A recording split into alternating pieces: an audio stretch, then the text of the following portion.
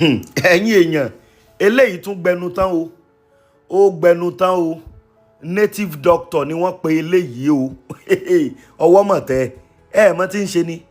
yóò wá lọ ilé àwọn aṣẹ́wó káàkiri gbogbo àwọn kọ́ńdọ̀mù tí àwọn ọkùnrin tí wọ́n ti fi bá àwọn aṣẹ́wó sùn gbogbo àwọn ọmọ ní húkọ́ọ̀pù ni wọ́n á rà ń gàdà ìjọ ẹ̀yin ọkùnrin pàápàá jùlọ ẹ̀yin olójú kò mú ò lọ kò sí ibi tí wọ́n ti ń ṣe short time long time tẹ́ ẹ̀ mọ̀ húkọ́ọ̀pù tó wà lọ́wọ́ ọkùnrin nọ́mbà àwọn ọmọ ní húkọ́ọ̀pù tí ń bẹ lọ́wọ́ ọkùnrin mi ó ju 4-5 lọ ó jẹ́ tètè sún mi ẹ̀yin èèyàn ẹ máa bá mi ṣí ẹ̀ fọ́nrán yìí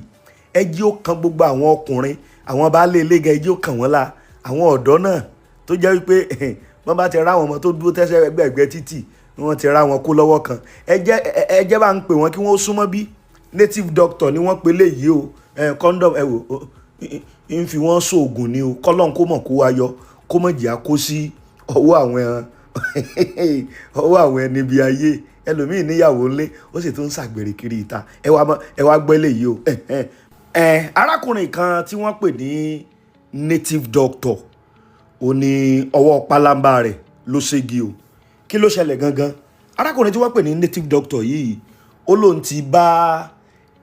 olówó nàbì kan ìyẹn àwọn ọmọ ukọ̀ àwọn ọmọ aṣẹ́wó òun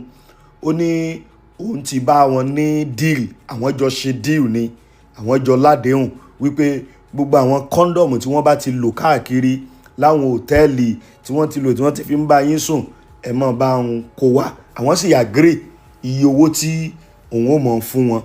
ó ní ṣùgbọ́n ìgbà táwọn agree pé kó máa bóun kó wá pé òun fẹ́ máa fi ṣe àwọn pèsè oògùn kan ní pé oògùn lòun fẹ́ máa fi ṣe ó sì agree pẹ̀lú òun pé tòótọ́ ló bá mọ̀ sí bóun wá àwọn kinní ó wá àwọn tó pọ̀ wá àwọn sì jọ ń ṣe business àwọn lọ bí àwọn ti ṣe ní agreement àwọn. ó ní ṣùgbọ́n n tó wá ṣẹlẹ̀ ó ní wípé arábìnrin mọ̀ yí agreement àwọn pé ó dalẹ̀ o wípé ó dalẹ̀ ní o. ó ní lẹ́yìn agreement tí àwọn ń bá lọ ó nígbà tí arábìnrin tó kó gbogbo ohun tó kó wá tán pé ló bá mọ̀ dalẹ̀ ó lọ́nà tó sì gbà tó fi dalẹ̀ rèé o ó ti kó gbogbo àwọn kinní yẹn ó ti kó fóun. ó ní ṣùgbọ́n lẹ́yìn ìgbà tó gbowó ṣe gbogbo ẹ̀ tán ló bá mọ̀ tún lọ sọ pé òun náà ló lọ tú àṣírí fáwọn ará àgbòrò tó fi di wípé wọ́n wá mú òun. wọ́n wá tún bi léèrè pé agbọ́n kínní tó ń kí ló fi ń ṣe gangan ó ní òun máa fi ń ṣe àwọn pèsè àwọn oògùn ní abẹnú gọ̀ǹgọ̀ ni òun fi máa ń gbogbo kínní lòun fi máa ń ṣe ó lóun fi máa ń ṣe oògùn àwọn oògùn tó ní ṣe fún àwọn àjẹ́ oògùn láti yanjú àwọn ìjà gbogbo àwọn ìjà tó bá ní ṣe pẹ̀lú ọ̀rọ̀ ọlẹ̀ ó lóun máa ń lo àwọn kẹ́nẹ́ láti máa pèsè oògùn fún wọn. kódà ó ní àwọn kéèsì ẹ̀ ń bá ní kéèsì ọlọ́pàá tó le kókó ó ní àwọn kẹ́nẹ́ lòun máa ń lò láti fún àwọn tí wọ́n bá wá bá wọn. ẹ̀yin èèyàn ẹ rí i pé mẹ́wàá ń ṣẹlẹ̀ nú ayé ibo gangan lélẹ́yìí ti ṣẹlẹ̀ ìpínlẹ̀ Anambra òun lélẹ́yìí ti ṣẹlẹ̀ o. Mẹ́wàá ń ṣẹlẹ̀ Nàìjíríà ìpínlẹ̀ Anambra òun ló ti ṣẹlẹ̀ tó sì ṣẹlẹ̀ sí tó pera ẹ̀ ní native doctor òun náà pè ní Anagbo Emeka wọ́n ní ibì kan tí wọ́n ń pè ní Umugbo Ayamelum local government ní ìpínlẹ̀ Anambra ó ní ti ìṣẹ̀lẹ̀ yìí ló ti ṣẹlẹ̀ kódà wọ́n láwọn ọ̀dọ́ kan àwọn ni wọ́n lọ yabò o tí wọ́n lọ mú ṣe rí i pé mẹ́wàá ń ṣẹlẹ̀ gbogbo ẹ̀yin ọkùnrin gbogbo ẹ̀yin ọ̀dọ́ ẹlòmíì ògùn àmúwáyé ẹ̀ ó ti gbábẹ́ obìnrin ṣebí kọ́ńdọ̀mù yín náà ń lò yìí ẹ jẹ́ kíyèsára kẹ́ ẹ mọ́ fògo yín ṣòfò torí adùn ṣẹ́jú 5 gbogbo àwọn ọmọ oníwúkọ̀ gbogbo òtẹ́ẹ̀lì mọ̀ ọlọ́mọdé àṣírin o ọlọ́mọdé àkú ọwọ́ o ẹ̀yẹn wo yẹ kọ́ńdọ̀mù àwọn nǹkan tó ti lò ẹlòmíì wá ṣiṣẹ́ yóò láyé dojúrú kò mọ̀ pé ibi tó ń ti torí bọ̀ ní tó ń lò ń bẹ̀ wọ́n ti ṣe kíni wọ́n ti kó lọ. èmi kàn ní kí n mú eléyìí wá fẹ́yìn èèyàn wa ká mọ̀ wípé nínú ayé yìí mẹ́wàá ṣe kíni mẹ́wàá ń ṣẹlẹ̀ ẹ máa gbọ́ mi ìbáyẹn dẹ̀ máa wò pé so possible kí irú nǹkan báyìí ṣẹlẹ̀ ó possible ó ń ṣẹlẹ̀ fọ́nrán yẹn òun náà lẹ́ ń wò yẹn ó kẹ́ ẹ pé èdè tí wọ́n ń sọ èdè Ìgbò ni èdè Ìgbò lèdè tí wọ́n ń sọ bọ́ a sì ráwọn olólùfẹ́ wa náà tí wọ́n gbọ́ èdè Ìgbò ẹ jẹ́ kí n kúkú ọ̀mùtù voice yẹn kí àwọn tó bá jẹ́ ẹ̀yà Ìgbò ẹ̀yin tẹ́ bá jẹ́ ẹ̀yà Ìgbò ẹ máa bá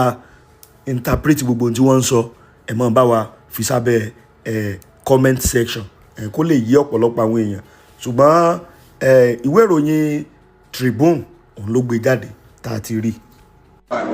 Iko kada bagi anagbo anya onye bo na ka egwu ụmụ mbọ dị n'obodo ibo na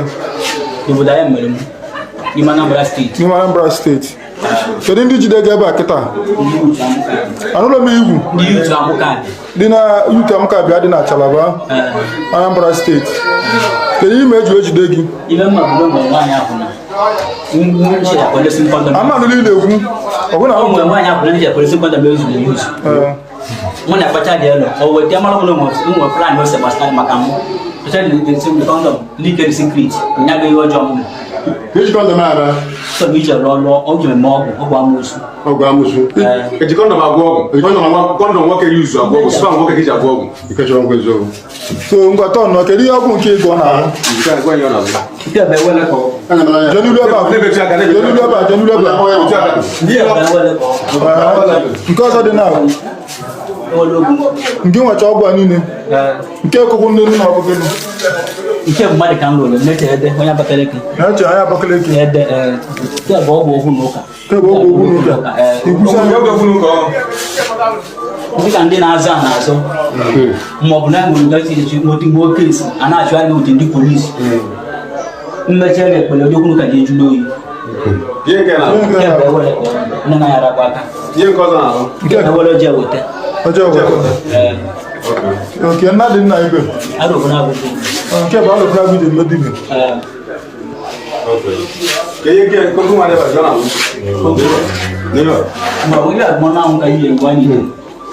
so o siri ibu onye ibu one